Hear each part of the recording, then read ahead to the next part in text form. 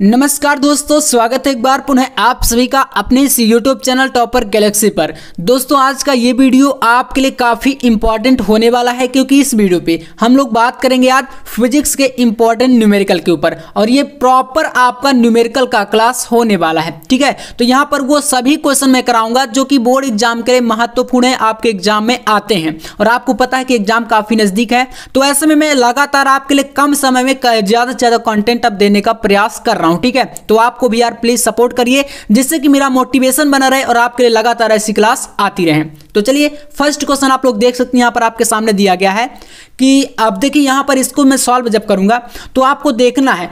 अब ऐसे ही मान लीजिए कोई दूसरा न्यूमेरिकल आ जाए तो फिर उसको आप कैसे करेंगे, क्योंकि देखिए वैल्यू चेंज हो सकती है, बाकी तरीके वही रहते हैं। फॉर्मूले मेन चीज होते हैं न्यूमेरिकल में, अगर आप फॉर्मूले तैयार कर लेते हैं तो न्यूमेरिकल करना काफी आसान हो जाता है। तो चलिए करते हैं। कह रहा है क्वेश्चन कि एक वैद्युत द्विध्रुव यहां पर दिया गया है 10⁵ न्यूटन प्रति कूलाम के विद्युत क्षेत्र, ये क्या है विद्युत क्षेत्र है, ठीक है ना, यहाँ पर देख सकते हैं के विद्युत क्षेत्र में 30 अंश के कोण पर रखा है और उस पर 6 × 10⁻24 न्यूटन मीटर का बल आघूर्ण लग रहा है। तो वैद्युत द्विध्रुव के आघूर्ण की गणना करिए। हमें देखिए यहाँ पर क्या क्या चीजें पता चल गई। तो अगर आपने क्वेश्चन को अच्छे से पढ़ा होगा तो जरूर आपको समझ में आएगा, बिल्कुल ये मेरी 100% गारंटी है। बहुत ईजी होते हैं न्यूमेरिकल। अगर हमें क्वेश्चन, अब यहाँ पर एक चीज यार ये भी आपको बताने वाला हूँ। जैसे मान लीजिए ये क्वेश्चन आपका 3 नंबर के लिए आ जाए, ठीक है।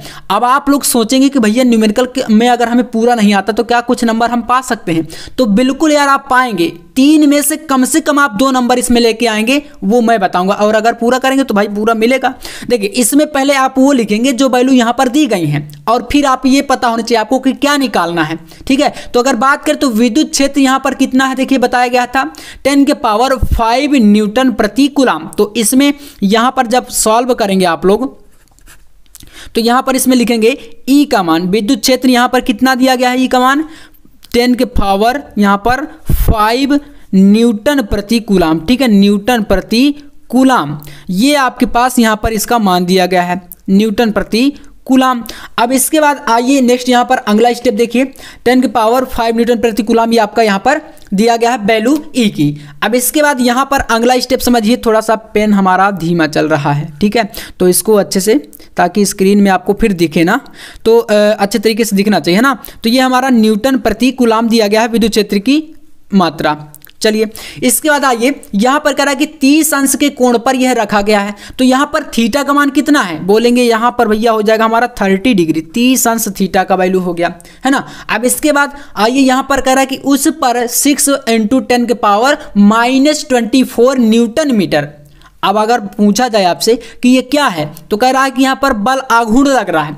तो बल आघूर्ण का वैल्यू है दिया गया है, बल आघूर्ण को हम लोग टाउ से व्यक्त करते हैं। इस प्रकार से टाउ होता है एक, आपने फिजिक्स में जरूर पढ़ा होगा इसको। तो इसको हम लोग टाउ यहाँ पर दिया गया है 10⁻, कितना यहाँ पर -24 न्यूटन और फिर यहाँ पर मीटर, इसका मात्रक हो गया। तो ये चीजें दी गई हैं। अब इसके बाद निकालना क्या है, तो कह रहा है कि वैद्युत द्विध्रुव आघूर्ण की गणना करिए। वैद्युत द्विध्रुव आघूर्ण आपको यहाँ पर निकालना है, ठीक है ना। चलिए यहाँ पर सूत्र लगाएंगे। सूत्र आपका होता है द्विध्रुव आघूर्ण यानी कि टाउ बराबर, तो चलिए सूत्र लिखिए यहाँ पर पहले आप, क्योंकि सूत्र ही सबसे ज्यादा इंपॉर्टेंट है। अब देखिए यही स्टेप होता है न्यूमेरिकल को सॉल्व करने का, हमेशा ध्यान दीजिएगा। अगर आप पूरा न्यूमेरिकल सही नहीं कर पाएंगे तो अगर आप यहाँ से शुरुआत करेंगे, 2-4 स्टेप अच्छे से करेंगे तो नंबर आपको जरूर मिलेगा। और हमेशा आपसे कहता हूं कि क्वेश्चन को छोड़कर मत आइएगा। आप लोग क्वेश्चन में कम से कम अगर पूरा नहीं अंत तक जा सकते तो उसके 2 से 4 स्टेप ही करिए, मतलब हार नहीं मानना पहले से, ये मेरे कहने का मतलब है। तो यहां पर देखिए सूत्र आपका लगेगा, टाउ बराबर होता है, क्या होता है, टाउ इक्वल टू होता है PE sin theta, PE sin theta. ये सूत्र आपने पढ़ा होगा, टाउ बराबर PE sin थीटा। ये होता है वैद्युत द्विध्रुव आघूर्ण का मान ज्ञात करने के लिए। अब P आपका क्या है, तो ये द्विध्रुव आघूर्ण होता है P, और हमें यहाँ पर P का मान ही ज्ञात करना है। क्वेश्चन भी आपसे करा कि द्विध्रुव आघूर्ण की गणना करिए, और बाकी E भी दिया गया है, थीटा का वैल्यू है, टाउ का मान है, सारी चीजें दी गई हैं। P का मान आपको निकालना है। तो जैसे अगर आप इससे P निकालना चाहते तो क्या करेंगे, E sin थीटा को आप टाउ के बटे में ले आएंगे, तो P आपका इक्वल में बच जाएगा। तो देखिए यहाँ पर सूत्र बनेगा P बराबर, यहाँ पर हो जाएगा टाउ अपॉन, और यहाँ पर हो जाएगा E × sin थीटा, इतना बचेगा। समझ गया ना। यहाँ से P को हम निकाले तो E sin थीटा को टाउ के बटे में ले आए। अब चलिए वैल्यू को रख दीजिए, सिंपल सा है। तो P इक्वल टू आपका हो जाएगा, टाउ का मान हमारे पास कितना है, तो ये दिया गया है, तो टाउ बराबर 6 × 10 के पावर यहाँ पर करेंगे माइनस का 24 और अपॉन E का मान कितना है, तो 10 के पावर 5 है ना। तो यहाँ पर लिखेंगे 10 के पावर यहाँ पर प्लस का है, सॉरी 10 के पावर 5 इंटू साइन, और थीटा का वैल्यू कितनी है, 30 अंश है, तो साइन 30 बनेगा ये, है ना, साइन 30 अंश। अब अगला स्टेप में यहाँ पर देखिए कर देते हैं, 6 × 10 के पावर यहाँ पर बनेगा माइनस का 24 होल अपान 10 के पावर यहाँ पर बना 5, और साइन 30 का मान होता है 1/2, ठीक है ना, 1/2, तो ये हो गया 1/2 साइन 30 का मान। इसके बाद देखिए नेक्स्ट स्टेप में आप क्या कर सकते हैं, 2 आपका ऊपर जाएगा, है ना, ये अंश जो है यहीं पर रहेगा, और जो बटे का हर है, बटे के बटे में ये ऊपर सबसे चला जाएगा। तो यहाँ पर कैसे बनेगा, देखिए P बराबर आपका यहाँ पर हो जाएगा इक्वल टू, ऊपर गया तो 6 × 2 हो गया, जो 2 है ऊपर चला गया, 6 × 2 और गुड़े 10 के पावर यहाँ पर कितना देखिए माइनस का 24 है। अब माइनस का जो 24 है ये प्लस का 10 का पावर 5 ये भी ऊपर जाएगा, तो यहाँ पर माइनस का 24 × 10 के पावर ये कितना बनेगा, ऊपर गया तो ये भी माइनस का 5 बन गया, है ना। इस प्रकार से ये कैलकुलेशन होता है, इसको थोड़ा सा आप सीखिए। तो 6 × 2 यानी कि 12 बनेगा ये, और गुड़े में आपको यहाँ पर कितना है 10 के पावर माइनस का 24 और माइनस का 5, तो ये बन जाएगा माइनस का 29, ठीक है। और P ये जो ध्रुव आघूर्ण है तो इसका मात्रक होता है कूलाम मीटर, मात्रक जरूर आप लिखिएगा, जब आंसर आएगा आपका तो आपको लिखना पड़ेगा, है ना, कूलाम मीटर। ये हो गया। अगर आप इसको चाहते हैं कि एक पॉइंट और कम करें तो यहाँ पर P इक्वल टू कर सकते हैं 1.2, और यहाँ पर आपका हो जाएगा 10 पावर जो 29 इसको कर देंगे 28, ठीक है। फिर से वही आपका मात्रक क्या हो जाएगा, Newton sorry coulomb metre, coulomb metre, बस ये आपका मात्रक हो गया। तो ऐसे करके आप लोग जो है क्वेश्चनों को सॉल्व करने का प्रयास करेंगे। तो देखिए समझ में आ गया होगा, काफ़ी इजी है, बस न्यूमेरिकल में क्या चीज़ें दी गई हैं, क्या निकालना है ये पता चल जाए, फॉर्मूले क्या लगाने हैं वो चीज़ें पता चल जाए, ठीक है ना। तो चलिए अगला क्वेश्चन देखते हैं। यहाँ पर आपके सामने सेकंड क्वेश्चन देखिए दिया गया है इसमें, और इसको भी आपके सामने पूरा सॉल्व करने वाला हूँ। हर एक क्वेश्चन को हम करेंगे, आपको बस धैर्य के साथ बने रहना है, और सपोर्ट प्लीज़ आप लोग बनाए रखिए, आपको करना पड़ेगा, क्योंकि यार आपके लिए इतनी मेहनत करता हूँ, दिन रात ऐसे ऐसे कंटेंट मैं तैयार कर रहा हूं जो कि आपके बोर्ड एग्जाम के लिए बहुत ज़्यादा हेल्प करेंगे, ठीक है। तो यहाँ पर, और हाँ एक बात ध्यान दीजिएगा, काफ़ी सारे स्टूडेंट कमेंट करते हैं, मेरे पास एक कमेंट आया था कि भैया जो आप पढ़ा रहे हैं क्या उससे आएगा। मैं यार सोच रहा था कि यार इनको मतलब विश्वास नहीं, मेरे ऊपर बिलीव नहीं है आपको। क्या आप ये बताइए कि मैं आपके फ्यूचर के साथ खिलवाड़ करूंगा, ठीक है। आप ये बताइए, मैं आपको ऐसे क्वेश्चन करा रहा हूं, और मैं भी चाहता तो मैं लेके अदर की तरह, आपने कई सारे चैनल देखे होंगे, मैं आपके सामने लेकर थ्योरी रख दूं कि आप ओम का नियम पढ़ लो, कूलाम का नियम पढ़ लो, यही आ जाएगा। तो भैया फिजिक्स है, यहाँ पर न्यूमेरिकल डेरिवेशन के बगैर बात नहीं होनी है। आप ये उस चक्कर में मत रहिए कि हम थ्योरी पढ़ लेंगे तो हम 65 प्लस ले आएंगे, ऐसा कुछ भी नहीं होने वाला। थ्योरी आपकी सपोर्ट करेगी, पास होने के लिए अच्छे नंबर चाहिए तो न्यूमेरिकल डेरिवेशन आपको पढ़ना पड़ेगा, ये दिमाग में आप हमेशा बैठा के चलिए। तो ऐसा कुछ नहीं, मैं आपके फ्यूचर के साथ खिलवाड़ नहीं कर रहा हूं। आप इन क्वेश्चनों को पर जो है फोकस करिए और थोड़ा एक्स्ट्रा मेहनत करने का प्रयास करिए, क्योंकि टाइम कम है। चलिए यहां पर देखिए दूसरा क्वेश्चन कह रहा है कि उस वैद्युत क्षेत्र का मान क्या होगा। वैद्युत क्षेत्र ज्ञात करना, क्वेश्चन देखकर समझ गए होंगे, जिसमें एक इलेक्ट्रॉन पर उसके भार के बराबर वैद्युत बल कार्य करता है। यहां पर कोई वैल्यू नहीं दी गई है, काफी इंपॉर्टेंट क्वेश्चन है। ऐसे ही क्वेश्चन आ जाते हैं, आप बोलते हैं भैया आउट ऑफ सिलेबस पेपर में आ गया, तो अब आउट ऑफ सिलेबस नहीं है, बस हम लोग देखते हैं, हम लोग सोचते हैं कि इजी इजी चीज़ें आ जाएंगी, हम लोग जो पढ़ाया जाता है वही हम पढ़ लेते हैं। तो यार ऐसा मत करिए, थोड़ा सा मेहनत करना सीखिए, क्योंकि अगर मैं बात करूँ तो फिजिक्स केमिस्ट्री में थोड़ा मेहनत करिए, बाकी अदर सब्जेक्ट चल जाते हैं। तो चलिए निकालते हैं यहाँ पर आपके सामने पूरा अच्छे तरीके से। देखिए इलेक्ट्रॉन पर जो लगने वाला बल होता है वो आपको पता होगा कि नहीं, तो चलिए लिखता हूँ यहाँ पर। इलेक्ट्रॉन पर आप लिख लीजिएगा थ्योरी में, इलेक्ट्रॉन पर लगने वाला बल F बराबर सूत्र आपने पढ़ा होगा Q इंटू ई, ठीक है ना, जहां Q आपका आवेश होता है और E आपका वैद्युत क्षेत्र है, ठीक है ना।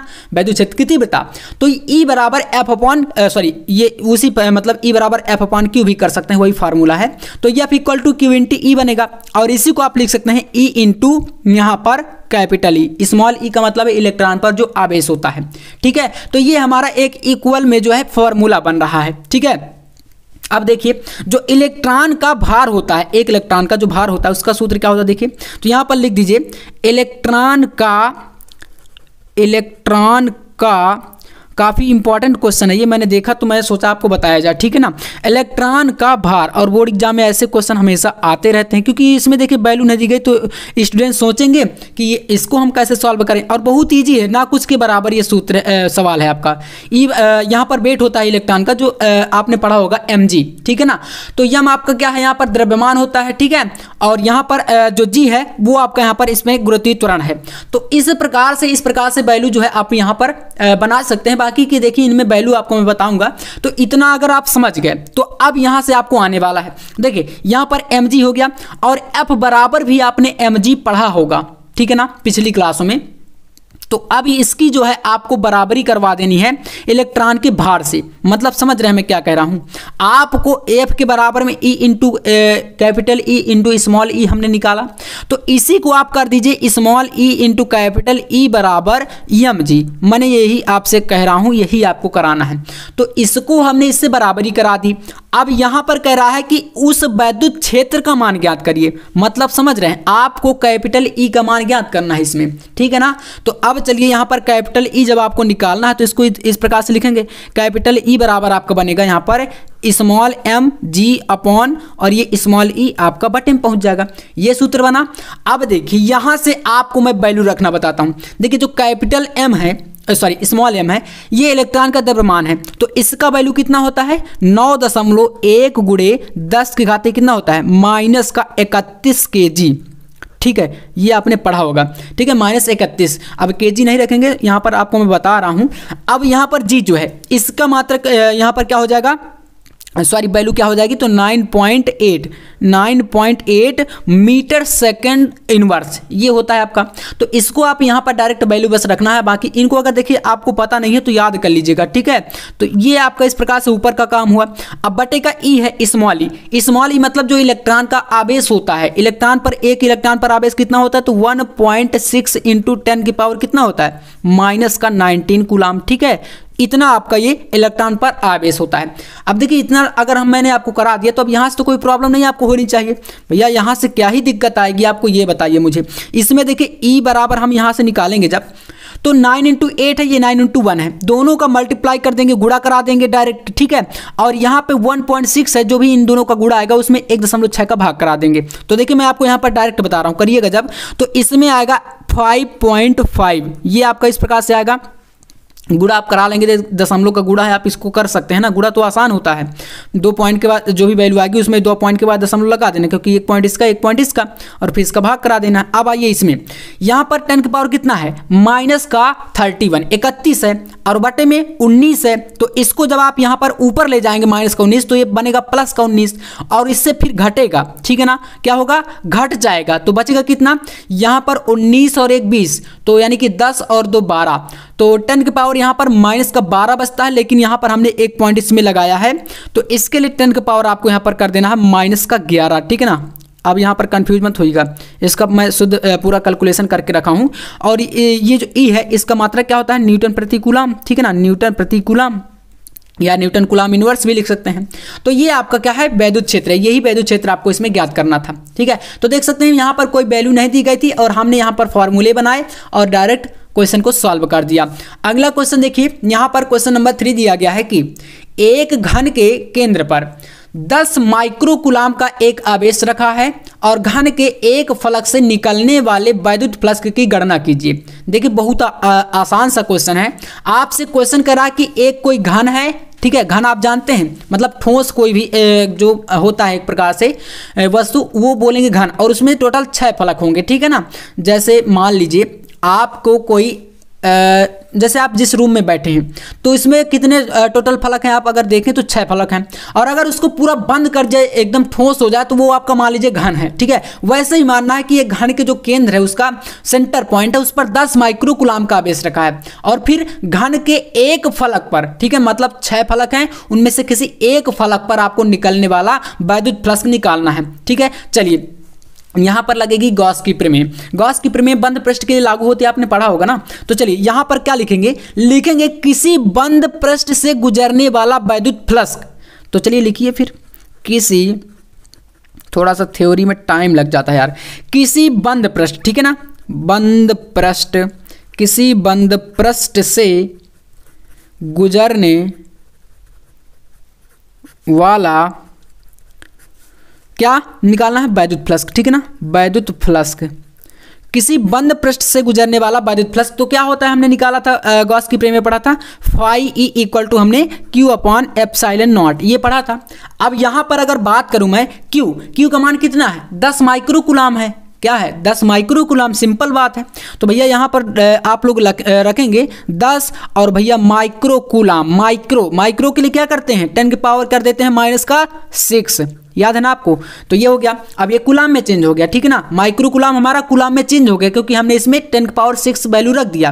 अब आइए बटे में, एप्सिलॉन नॉट का मान होता है, याद कर लीजिएगा, पेपर में पीछे साइड दिया रहेगा, जो पेपर आपको मिलेगा उसमें पीछे साइड ये वैल्यू दी रहती है, एप्सिलॉन नॉट का, म्यू नॉट का, ठीक है, इस प्रकार की वैल्यू, प्लांक नियतांक जो भी कांस्टेंट है वो दिया रहता है। तो ये होता है 8.8 और यहाँ पर 5 गुणे 10 की पावर होता है -12, -12, ये होता है एप्सिलॉन नॉट का मान, ठीक है। अब इसको जब यहाँ से फाई आप वैद्युत फ्लक्स का आराम से निकाल सकते हैं। यहाँ से कैसे निकालेंगे? फाई बराबर आपका आ जाएगा, यहाँ पर 8.85 में 10 का भाग कराएंगे आप, तो यहाँ पर आएगा आपका 1.13 और इसमें ये कितना है? 10 की पावर -6 है ये, और ये आपका क्या है? -12 है। तो ऊपर जाएगा तो ये 12 प्लस का हो जाएगा, इसलिए प्लस का ही 6 बचेगा। तो यहाँ पर आ जाएगा 10 की पावर +6। ये वैद्युत फ्लक्स है, इसका मात्रक क्या होता है? न्यूटन मीटर स्क्वायर प्रति कूलाम, ठीक है ना, प्रति कूलाम, इस प्रकार से।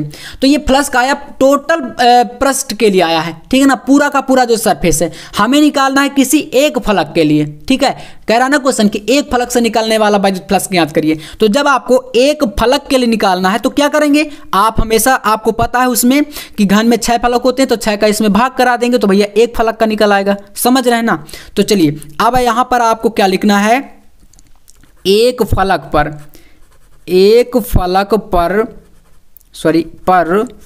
वैद्युत फ्लक्स, है ना, वैद्युत फ्लक्स। तो चलिए एक फलक पर निकालना है वैद्युत फ्लक्स, तो यहां पर आपका 1.13 × 10 की पावर 6/6, मतलब घन में 6 फलक होते हैं, इसलिए 6 का भाग कराएंगे तो एक फलक का वैल्यू निकल के आएगा, ठीक है। जब इसका भाग कराएंगे तो आ जाएगा 1 पॉइंट, मतलब देखिए इसमें आप पहले जो 1.1 है ना, इसको 11 करेंगे, क्या करेंगे? 11 करेंगे, तो ये आपका 11.3 बनेगा, इसलिए 6 का इसमें भाग कराएंगे तो एक ही बार जाएगा, तो 1.9 गुणे यहाँ पर ये जो आपका 6 है ये 5 बन जाएगा, क्योंकि यहाँ पर हमने इसको 11 किया है, तो यहाँ पर ये बन जाएगा 10 की पावर 5 और इसका भी मात्रक आपको यही लिख देना है, मात्रक आपका, क्योंकि फ्लक्स का मात्रक वही रहेगा, बस एक फलक का हम निकाले हैं। तो इस प्रकार से ये देखिए आपका तीसरा क्वेश्चन पूरा यहां से कंप्लीट हो जाता है, ठीक है ना, समझ में भी आपको आ गया होगा। इसके बाद यहां पर आपका देखिए अगला जो क्वेश्चन है, चलिए इसको भी हम लोग करते हैं। तो क्वेश्चन नंबर 4, अब इसको देखिए समझिए थोड़ा सा मेरे साथ और आपको करते जाना है, मैं आपको आराम से सारे क्वेश्चन कराने वाला हूं, ठीक है ना, जल्दीबाजी नहीं है, थोड़ा सा आपको धैर्य के साथ काम लेना है और वहां पर आपको मतलब धैर्य नहीं खोना जब एग्जाम में ऐसा पता चले कि जो क्वेश्चन आ गया और फिर आप लोग वहां पर बहुत ज़्यादा घबरा जाए कि यार इसको कैसे करें, है ना, मतलब धैर्य के साथ काम लीजिए। तो कह रहा है क्वेश्चन कि अनंत लंबी आवेश की रेखा 2 मीटर दूरी पर 4.5 × 10 के घाते 4 न्यूटन प्रति कूलाम का वैद्युत क्षेत्र उत्पन्न करती है, ठीक है। अब वहां पर निकालना है रेखीय आवेश घनत्व, तो क्या निकालना है? रेखीय आवेश घनत्व, जिसे लैम्डा से, ठीक है, यहां पर डिनोट करेंगे। तो आपको रेखीय आवेश घनत्व की गणना करनी है, ठीक है, अनंत लंबी आवेश की, ठीक है ना, कोई रेखा है। तो चलिए इसके लिए सूत्र मैं यहां पर आपको पहले बताता हूं, सूत्र लिखिएगा। तो आपको लिखना है यहां पर सूत्र में, अब थ्योरी यहां पर ध्यान दीजिएगा, थ्योरी जो पूछ रहा है वही हम बता देंगे कि अनंत लंबी आवेश की रेखा से r मीटर दूरी पर वैद्युत क्षेत्र की तीव्रता, ये थ्योरी लिखना है, क्योंकि यही तो आपको निकालना है, शुरू में बताया गया अनंत लंबी। तो इसका सूत्र होता है वैद्युत क्षेत्र की तीव्रता E बराबर λ/2 पाई एप्सिलॉन नॉट और r आपका क्या है? ये दूरी हो गई। अब भैया आपको पता है कि 1/2 पाई एप्सिलॉन नॉट का कोई मान नहीं होता, तो इसको हमें 4 पाई बनाना पड़ेगा। क्या बनाना पड़ेगा? 4 पाई। तो इसके लिए आप यहाँ पर इसको जब इसको 4 बनाएंगे तो ऊपर आपको 2 का गुणा करा देना है, तो भैया यहाँ से कोई प्रभाव नहीं पड़ेगा ना, क्योंकि 2 का अगर आप मल्टीप्लाई करा देते हैं किसी वैल्यू में तो अगर नीचे आपका 4 बनाएंगे तो फिर से वो 2 हो जाएगा, काटेंगे, तो इसलिए ये बनेगा 2 लैम्डा अपान ये आपका बन जाएगा 4 पाई, ठीक है, 4 पाई एप्सिलॉन नॉट और यहाँ पर हो जाएगा सॉरी r, ऐसे है ना। अब देखिए यहाँ से 2 को आप 4 को काटेंगे तो फिर से 2 पाई आ जाएगा, तो कोई फर्क तो नहीं पड़ा हमने यहाँ पर, इसीलिए यहाँ पर इसको 2 ऊपर गुणे में कर दिया। ठीक है, अब देखिए यहाँ पर क्या क्या चीज़ें दी गई हैं वो हम लोग लिखते हैं और डायरेक्ट जो है वैल्यू निकाल लेंगे। देखिए E बराबर यहाँ पर दिया गया है 4.10⁴, E का मान दिया गया क्योंकि न्यूटन प्रति कूलम आपका वैद्युत क्षेत्र की तीव्रता होती है। तो इसमें हम लोग E की जगह पर क्या लिखेंगे 4 × 5 गुणे 10 की पावर प्लस का 4 इक्वल टू, अब यहाँ पर क्या है 2 गुणे लैम्डा बटे, यहाँ पर कितना बचा आप बताइए। यहाँ पर अगर आप देखें एक स्टेप में, तो अभी आप यहाँ पर वैल्यू को मत रखिए, एक अगला स्टेप आप इसमें r बटे में कर दीजिए और इनटू में अगर बोलूँ तो यहाँ पर 4 पाई एप्सिलॉन नॉट, यहाँ पर आप इसका एक गुणांक करके अपॉन में कर सकते हैं 4 पाई एप्सिलॉन नॉट। मैं इसको आपको समझाने के लिए बोल रहा हूँ क्योंकि 1/4 पाई एप्सिलॉन नॉट का वैल्यू होता है 9 × 10⁹। ठीक है, तो ये वैल्यू आप यहाँ से रख सकते हैं और लैम्डा आप आराम से निकाल सकते हैं। देखिए अगला स्टेप समझिएगा, यहाँ पर आएगा 4 × 5 गुणे 10 की पावर 4 इक्वल टू, अब इसका वैल्यू कितना होता है तो लिखेंगे 9 गुणे 10 की घाते 9। ये किसका वैल्यू है 1/4 पाई एप्सिलॉन नॉट का। समझ रहे हैं ना मैं क्या बोल रहा हूँ, ये आपका इसका वैल्यू है। अब इसमें आइए 2 और होल अपान, यहाँ पर बटे में देखिएगा और लैम्डा आपका यहाँ पर गुणे में रहेगा, लैम्डा बटे आर जो है, आर का मान दिया गया है 2 मीटर, क्योंकि कह रहा ना कि अनंत लंबी आवेश की रेखा 2 मीटर दूरी पर है। तो भैया यहाँ पर दूरी यानी कि आर का वैल्यू है 2, तो 2 से 2 कैंसिल, बचा ये वैल्यू, लैम्डा का मान हमें ज्ञात करना है। तो इसको पूरा उठाकर आपको इसके बटे में ले आना है। ठीक है ना, ये आपका त्रिज्या गुणा में इसके बटे में ही तो आएगा, तो लैम्डा आपका अकेले बच गया और लैम्डा का ही मान हमें ज्ञात करना है। तो चलिए सिंपल है, आप लोग यहाँ पर लिखेंगे लैम्डा इक्वल टू, इसको लिखेंगे 4.5 गुणे 10 की पावर 4 और ये आपका इसके जो है बटे में आएगा, तो यहाँ पर बटे में लिख देंगे 9 × 10 के पावर कितना बचेगा 9, है ना, इस प्रकार से। चलिए अगला स्टेप समझिएगा थोड़ा सा, अभी यहाँ तक तो क्लियर है ना आपको, इसके बाद तो कोई प्रॉब्लम नहीं आएगी। तो इसके बाद यहाँ पर अब क्या करना है, देखिए यहाँ पर अगर आप इसको 45 बनाते हैं, ध्यान दीजिएगा, अगर आप इसको 45 बनाते हैं तो जैसे मैं यहाँ पर एक स्टेप और कराता हूँ, 4 × 5 10 का पावर यहाँ पर कितना है 4 है, और ये आपका ऊपर जाएगा तो बनेगा 10 का पावर -9, यहाँ पर प्लस का है, ऊपर गया तो प्लस माइनस का बन गया, और बटे में आपका क्या है 9 है, इस प्रकार से। तो लैम्डा बराबर आपका यहाँ पर 4 × 5 गुणे 10 के पावर यहाँ पर कितना बनेगा, बन जाएगा आपका -5, ठीक है ना, बटे 9। तो लैम्डा बराबर आपका यहाँ पर आ जाएगा, देखिए यहाँ पर अगर इसको 45 बनाएंगे तो 9 पना 45, तो ये 5 बन गया, तो 5 × 0 है ना, 5 × 0 गुणे 10 के पावर यहाँ पर कितना बनेगा, ये -5 है तो ये हो जाएगा 6, क्योंकि यहाँ पर इसका दशमलव हटा है, ठीक है ना, तो यहाँ पर तभी तो ये 45 कटा है 9 से। तो बस लैम्डा का ये मान आ गया, इसका मात्रक आपका सेंटीमीटर इनवर्स कर देंगे, ठीक है, सेंटीमीटर इनवर्स ऐसे करके। तो ये आपका रेखीय आवेश घनत्व निकल के आ गया। तो ऐसे करके पूरा देखिए सॉल्व करना है, काफ़ी आसान है, बस सूत्र का ध्यान रखिएगा, वही आपके लिए सबसे इंपॉर्टेंट साबित होता है चीज़ें, ठीक है ना। तो ये आपका क्वेश्चन नंबर 4 है। ऐसे हर एक क्वेश्चन को न्यूमेरिकल को आपको आसानी से बिल्कुल आराम से सॉल्व करना है, कोई दिक्कत नहीं है। अगला क्वेश्चन चलिए करते हैं। यहाँ पर आपके सामने दिया गया है कि एक गोलाकार चालक की त्रिज्या, क्वेश्चन को ध्यान से समझना यार, बहुत ही आसान से क्वेश्चन है, बहुत ही इंपॉर्टेंट क्वेश्चन है, ठीक है। अब आपको ऐसे ही मैं एक एक वीडियो के माध्यम से बहुत सारे क्वेश्चन कराने वाला हूं, चाहे आपका फिजिक्स का हो चाहे न्यूमेरिकल का हो, मतलब सबसे ज़्यादा मैं आपको कंटेंट प्रोवाइड कराऊंगा। ऐसा नहीं कि मैं आपको बता दूं कि ये पेपर पढ़ के चले जाओ 95 आ जाएंगे, मेहनत से आएंगे भैया, हमें कुछ ना कुछ करना पड़ेगा, पेपर पढ़ने से नहीं आ जाते, ठीक है ना। अब पेपर में क्वेश्चन दिए हैं, उनका सोल्यूशन का पता नहीं है तो फिर आप परेशान हो जाएंगे। तो इसके लिए मैं यहाँ पर आपको ऐसे क्वेश्चन अप कराऊंगा, ठीक है ना। तो अगर आपको कंटेंट अच्छा चाहिए तो आप हमारे चैनल पर आ सकते हैं, ठीक है ना। आपको अपना ही चैनल, आपके सपोर्ट से ये सब चीज़ें हो रही हैं, आपको भी पता है, अगर आप सपोर्ट नहीं करेंगे तो क्या ही हम कर सकते हैं, ठीक है ना। चलिए करते हैं इस क्वेश्चन को। तो यहाँ पर अगर बात करें तो यहाँ पर गोली चालक की त्रिज्या यानी रेडियस दी गई कितनी, तो 9 सेंटीमीटर, ठीक है। और 9 सेंटीमीटर को हमें क्या करना पड़ेगा, पहले मीटर में चेंज करना पड़ेगा, तो 9 × 10 कर देंगे -2 मीटर में चेंज हो गया, ठीक है ना। ये मीटर में आ गया, डायरेक्ट मैंने कर दिया। फिर कह रहा है इसकी धारिता तथा उस आवेश की गणना करनी है। धारिता निकालनी है C और आवेश यानी Q, C और Q दो निकालने हैं, जिसका विभव यहाँ पर दिया गया है V का मान 1000 वोल्ट कह रहा हो जाए। ठीक है, 1000 वोल्ट जब हो जाएगा तो चलिए निकालते हैं। यहाँ पर सबसे पहले आपको धारिता निकालनी है। तो भैया गोलीय चालक की धारिता यानी विलगित गोलीय चालक की धारिता के लिए हमने सूत्र पढ़ा था, या हमने कहें तो इसका डेरिवेशन निकाला था, C बराबर 4 पाई एप्सिलॉन नॉट और R। ये सूत्र होता है, सूत्र आपने जरूर इसको पढ़ा होगा। तो बस इसी सूत्र से अब सब सारा का सारा यहाँ से सोल्यूशन आने वाला है। देखिए यहाँ पर आपको क्या करना है, C का मान जब निकालेंगे C बराबर, अब ये भैया है आपका 4 पाई एप्सिलॉन नॉट। ध्यान दीजिएगा, यहाँ पर समझिएगा, काफ़ी ज़्यादा कन्फ्यूजन होती है यहीं पर। देखिए मैंने आपको बताया कि 1/4 पाई एप्सिलॉन नॉट का मान होता है 9 × 10 की घाते कितना 9। ठीक है, अब आपके पास 4 पाई एप्सिलॉन नॉट का मान अगर रखना है यहाँ पर 1/, तो नहीं है, तो फिर आपको इसको पूरी वैल्यू को 1 के बटे में लेना है और 4 पाई एप्सिलॉन नॉट यहाँ पहुँच जाएगा।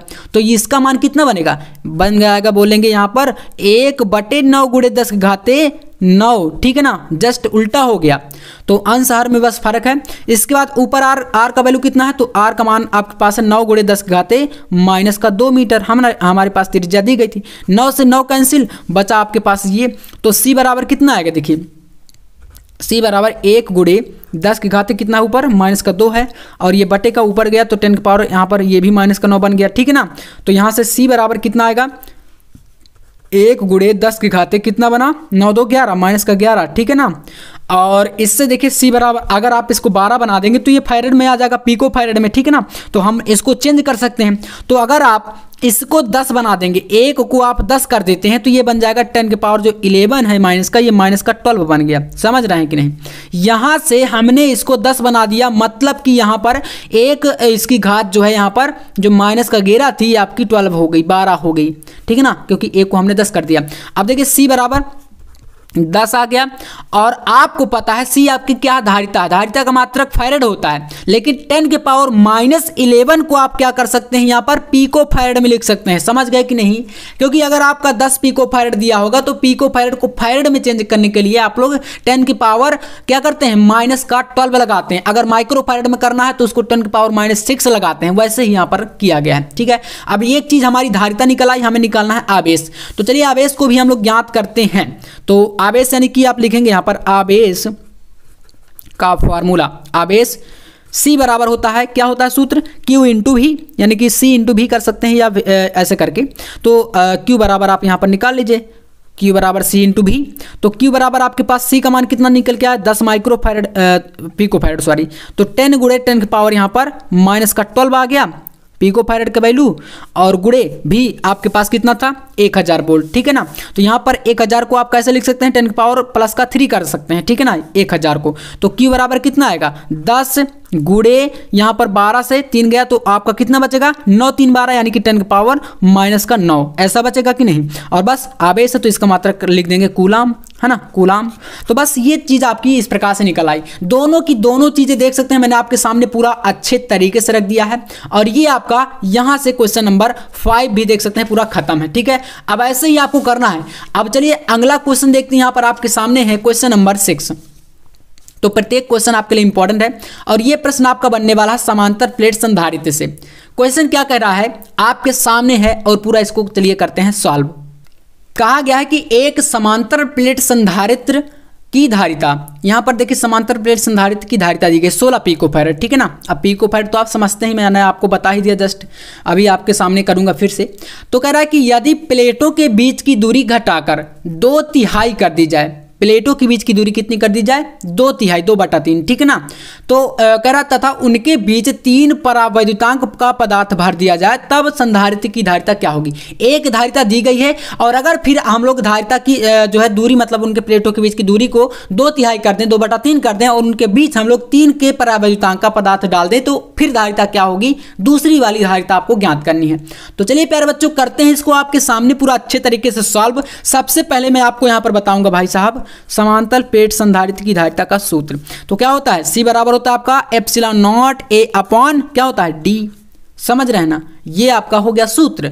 अब इसमें अगर इस सूत्र के अनुसार पहली शर्त को हम देखें तो सी का मान दिया गया है आपके पास, कह रहा ना कि धारिता दी गई 16 पिकोफैरड, है ना। तो चलिए 16 पिकोफैरड हम रखते हैं। 16 पिकोफैरड को आप फैरड में जब चेंज करेंगे तो 16 गुणे क्या कर सकते हैं, 10 के पावर कर सकते हैं -12, ये फैरड में आ गया, है ना। पिकोफैरड को हमने फैरड में चेंज कर दिया, सी का वैल्यू ये हो गया। और इक्वल टू क्या है, epsilon not a upon D. इसको आप मान लीजिए समीकरण 1, ऐसे करके सी का ओनली वैल्यू रखें, कुछ भी नहीं किया हमने अभी, और वही फॉर्मूला आपके सामने, इसको समीकरण 1 मान लिया, ठीक है ना। अब इसके बाद देखिए कह रहा कि यदि प्लेटों के बीच की दूरी घटा दी जाए तो हम अब क्या करेंगे, प्लेटों के बीच की जो दूरी है, जो डी है, इसको कर देंगे 2/3d, ठीक है ना। दूरी को हमने क्या कर दिया, 2/3 कर दिया, तो डी का मान हम लोग यहाँ पर जो डी है इसको 2/3d कर दिए। और फिर कह रहा अगर के का मान आपके पास विद्युतांक जो है वो 3 हो जाए तो पुनः आपको संधारित्र की धारिता ज्ञात करनी है। तो भैया अब हमने एक धारिता को सी मान लिया है, दूसरी निकालनी है तो इसको सी डैश मानेंगे, क्योंकि हमारे पास कोई ऑप्शन नहीं सी डैश C1 के अलावा, है ना। तो सी डैश बराबर, अब यहाँ पर देखिए लगाएंगे फॉर्मूला, फिर से यही वाला सूत्र वही लगेगा, एप्सिलॉन नॉट डी, और यहाँ पर पराविद्युतांक भी है के, है ना, अपॉन डी। इस प्रकार से हो गया, सॉरी ऊपर का ए है ना, एप्सिलॉन नॉट ए के या एप्सिलॉन नॉट के ए कर सकते हैं, एक ही बात है, गुणांक है, और बटे में डी है। तो ये सूत्र बना। अब ये सी डैश का मान आपको ज्ञात करना है, ठीक है। चलिए निकालते हैं सी डैश का मान बहुत ही इजी तरीके से। सी डैश इक्वल टू क्या होगा, देखिए सी डैश बराबर यहाँ पर epsilon not a upon D. तो अब इसको यहाँ पर करेंगे epsilon not a upon D. D का मान कितना है, 2/3d। तो इसको क्या करेंगे, 2/3, बटे का 3 जो है ऊपर जाएगा, और के का मान कितना है, 3 है, तो यहाँ पर गुणे में पहले रख जाए, के का मान 3 रखे। उसके बाद यहाँ पर जो 2/3d है, तो यहाँ पर 2/3, 3 ऊपर फिर से गया, ठीक है ना। इतना समझ गए ना, यहाँ तक स्टेप समझ में आप ही गया होगा आपको। अब चलिए इसके बाद करते हैं, यहाँ पर देखिएगा अगला स्टेप। तो सी डैश बराबर यहाँ पर आएगा epsilon not a upon D, 3 3 का 9 बनेगा, 9 बटा ये बना 2, ठीक है ना।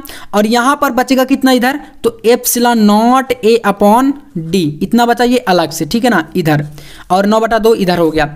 अब देखिए epsilon not a upon D, ये आपके सामने कितना दिया गया, इसका मान 16 × 10 घाते -12, ये इसका पूरा वैल्यू, इसीलिए समीकरण 1 हमने इसको पहले मान लिया था।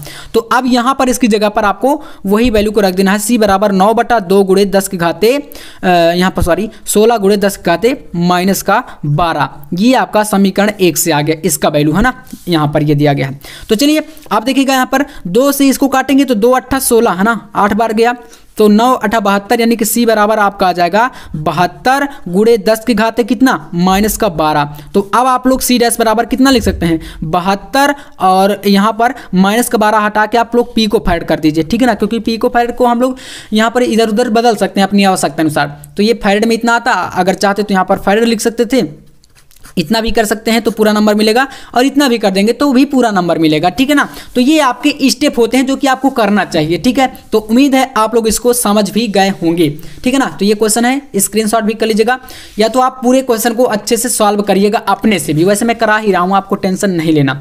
अगला देखिए क्वेश्चन नंबर 7।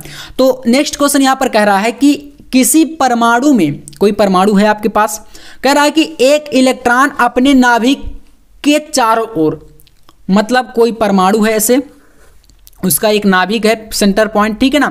तो उसमें इलेक्ट्रॉन होते हैं, आपको पता है नाभिक में, ठीक है। तो मतलब एक इलेक्ट्रॉन कह रहा है अपने नाभिक के चारों ओर 0.5 × 10 मीटर त्रिज्या की वृत्ताकार कक्षा में 5 × 10 मीटर प्रति सेकंड की एक समान चाल से घूम रहा है, ठीक है। तो कक्षा के केंद्र पर उत्पन्न चुंबकीय क्षेत्र की गणना करनी है हमें, मतलब चुंबकीय क्षेत्र निकालनी है, ठीक है ना। तो चलिए सूत्र मैं आपको पहले बताता हूं, सूत्र आप लोग लिखते जाइए, जो भी मैं बता रहा हूं सूत्र ही सबसे इंपॉर्टेंट है आपके लिए। तो सूत्र होता है B = यहाँ पर μ0 अपॉन होता है यहाँ पर 4π, ठीक है ना, μ0 अपॉन 4π इंटू होता है यहाँ पर QV अपॉन R², ठीक है ना। ये सूत्र है, इसको याद कर लीजिएगा, ये सूत्र यहाँ पर लगेगा। अब चलिए मैं आपको यहाँ पर वैल्यू को रख के एक साथ आपको बताता जाऊंगा आराम से। तो B बराबर आपका आएगा, देखिए μ0 अपॉन 4π, इसको भी देखिए ध्यान दीजिएगा, इसका मान आपका जो होता है वो होता है 10 × 10⁻⁷, ठीक है ना। मैं बता रहा हूं जैसे 1/4 पाई एप्सिलॉन नॉट का वैल्यू हमने यहाँ पर 9 × 10⁻⁹ किया था, वैसे ही म्यू नॉट अपॉन 4 पाई का मान होता है 10⁻⁷ ठीक है। अब आइए इधर क्यू आवेश, आवेश का मान कितना दिया गया यहाँ पर, तो आवेश आपके पास यहाँ पर दिया नहीं गया, आपको अपने से रखना 1 इलेक्ट्रॉन का आवेश, क्योंकि यहाँ पर इलेक्ट्रॉन की बात करी गई है। तो भैया 1 इलेक्ट्रॉन का आवेश कितना होता है 1.6 × 10⁻⁻19 ठीक है। अब आइए भी यानी कि बेग, इलेक्ट्रॉन का बेग कितना है, तो बेग आपसे यहां पर कह रहा है कि जो उसकी त्रिज्या है, ये त्रिज्या है, इतनी त्रिज्या में जो है वृत्ताकार कक्षा में 5 × 10⁻6 मीटर प्रति सेकंड, ये है आपका बेग, ठीक है ना। तो v की जगह पर आप रखेंगे 5 × 10⁻6 इतना कर दिए। अब आइए बटे में इसके आर स्क्वायर मतलब त्रिज्या का स्क्वायर, तो त्रिज्या की वैल्यू यहाँ पर ये दिए गए 0.5 × 10⁻⁻10, तो यहाँ पर लिखेंगे 0.5 × 10⁻⁻10 ठीक है ना, इतना हो गया। और इसका स्क्वायर क्योंकि यहाँ पर स्क्वायर लगा है आर स्क्वायर में, ठीक है ना। तो अब देखिए यहाँ से आएगा b = घातों को पहले जोड़ देते हैं, फिर यहाँ पर देखते हैं कितना आता है। यहाँ पर 1.6 × 5 करेंगे तो यहाँ पर 8 आएगा, ठीक है ना। कितना आ जाएगा, डायरेक्ट 8 आ जाएगा। 8 गुणे यहाँ पर अगर देखें तो 10⁻7 है, 10⁻+6 है, तो यहाँ पर 10⁻−1 और 10⁻19, तो यहाँ पर माइनस का है, तो इसलिए बनेगा 10⁻−20 बटे में कितना आएगा, देखिए स्क्वायर है तो 0.5 × 0.5 करेंगे तो आ जाएगा 0.25 है ना, गुड़े ये 10⁻−10 इसका भी स्क्वायर करेंगे तो ये भी आएगा 10⁻−20, तो इसलिए ये दोनों वैल्यू बराबर इसलिए कट गई है ना। बचा आपका 8/0.5, तो भैया b का मान आपका आएगा जब आप लोग 0.5 में अगर आप ऐसा भी करें तो इसको 800 कर सकते हैं, ठीक है ना, 800 कर सकते हैं क्योंकि यहाँ पर 2 आपके इसके देखिए दशमलव है ना 2 पॉइंट, तो यहाँ पर 800/25 तो आप इसको कर देंगे, तो यहाँ पर ये आपका आंसर कितना आएगा, इसमें देखिए यहाँ से इसको कैलकुलेट एक बार करिए, तो देखिए ये आपका यहाँ पर 8, अगर देखिए मैं आपको इसको बताऊं तो ये 800 हम इसको कर लेंगे तो ये आपका जो 0.25 है आपका 25 बन जाएगा। तो यहाँ से काटेंगे आप लोग जब संख्याओं को तो 5 डायरेक्ट काट देते हैं, ये 32 बार आपका जाएगा लगभग, ठीक है ना। तो आप इसको 32 क्योंकि 25 तय 75 कर सकते हैं और फिर 75 5 80 तो 50 बनेगा, तो 25 दूना 50 यानी कि 32, ठीक है ना। तो बी आपका 32 आ गया। और ये क्या है आपका चुंबकीय क्षेत्र की गणना करनी थी, चुंबकीय क्षेत्र है तो इसका मात्रक क्या लिखेंगे, लिख देंगे न्यूटन, मात्रक जरूरी है, ठीक है ना, न्यूटन प्रति एम्पियर मीटर, ऐसे करके मात्रक लिख देंगे, ठीक है। तो ऐसे करके इन क्वेश्चनों को सॉल्व करना है। आज के इस वीडियो में बस इतना ही, क्योंकि फिर वीडियो काफी लॉन्ग हो जाएगा, आप देखेंगे नहीं। नेक्स्ट वीडियो में हम लोग और भी एडवांस लेवल की क्वेश्चन लाएंगे आपके लिए, तो आप लोग चैनल पर हैं तो सब्सक्राइब जरूर कर लीजिएगा। बाकी चलिए मिलते हैं नेक्स्ट वीडियो में, तब तक के लिए जय हिंद, वंदे मातरम।